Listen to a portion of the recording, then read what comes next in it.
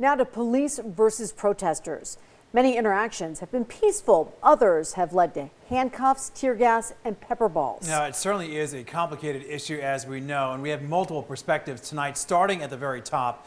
Metro Sheriff Joe Lombardo is defending his officers after legal observers were arrested over the weekend. Lombardo playing video showing observers seeming to taunt officers. And 13 Chief Investigator Darcy Spears was there as Metro spoke out after calls for an investigation from the state's top leaders. This weekend's arrests of legal observers adds to a growing tally of concerns from peaceful protesters who say they were unfairly targeted by heavy-handed police. Metro is in the midst of 17 different internal affairs investigations. So far, they say they haven't found any officers to be in the wrong.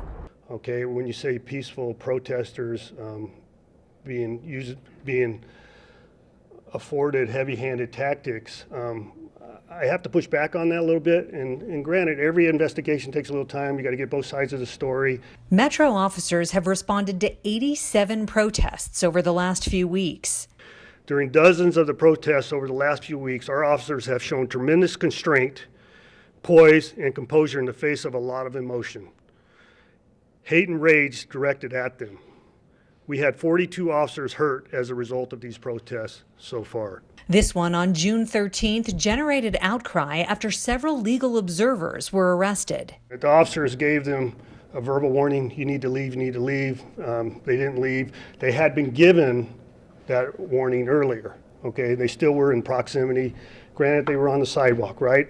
But the decision to take them into custody was made prior to that. Lombardo cited public safety concerns after protesters flooded an intersection on the Strip.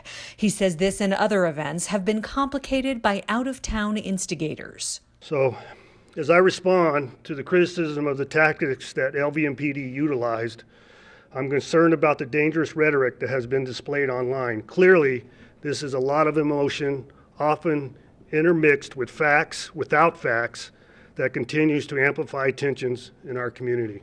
But as 13 Investigates has been exposing, Metro's actions may have contributed to the escalating tension, like in this case where a man was tackled to the ground as he crossed the street in a crosswalk.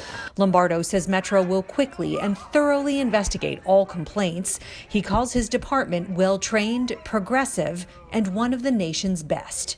Darcy Spears, 13 Investigates.